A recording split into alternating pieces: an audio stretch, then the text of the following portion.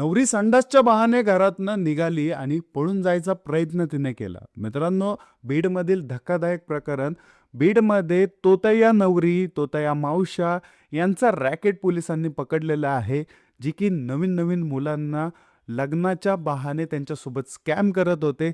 लग्न करून मित्रांनो 1-2 दिवस तिथे राहिल्यावरती त्यांच्या घरातनं ते पळून जात होते आणि याच दरम्यान मित्रांनो प्रीती नावाची ही मुलगी पळून जायचा प्रयत्न करत होती. प्रीती राऊत हिचं नाव. आणि पळून जाण्याच्या प्रयत्नामध्ये ती सापडली. त्या गावातल्या लोकांनी शोध सुरू केला. पोरगी तर म्हणली आम्ही संडासला जाऊन आले. परंतु ती एवढ्या वेळ गेली होती की ती लवकर आलीच नाही. यावरनं लोकांना संशय आला.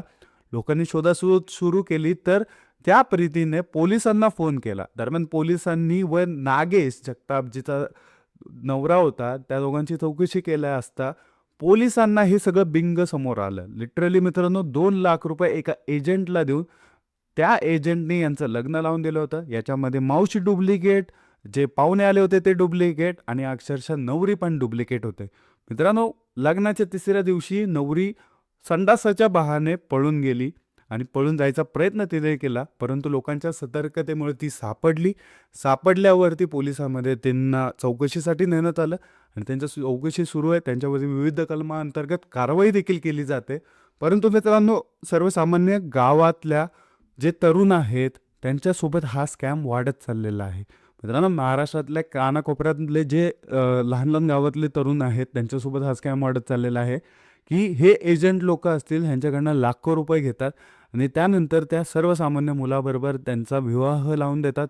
त्यानंतर मित्रांनो, विवाह झाल्यावरती अक्षरशः नवरी 1 ते 2 दिवस त्या घरात राहते आणि लगेच पळ काढते मित्रांनो.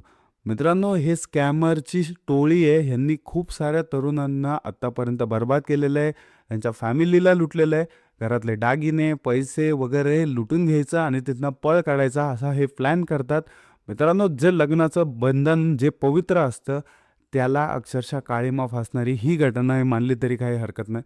मित्रांनो, हा अत्यंत मोठा गुन्हा आहे. आता यांच्यावरती काय कारवाई होईल हे पण बघणं गरजेचं आहे. एवढा म्हणजे एक भावनिक मुलाचं छळ करणं या कॅटेगरीमध्ये हा गुन्हा येतो. एकतर लग्नाच्या बाबतीत मुलं सिरियसली असतात आणि ह्याच्यामध्ये मित्रांनो लिटरली ह्या प्रकारच्या गोष्टी त्यांच्यासोबत घडतात.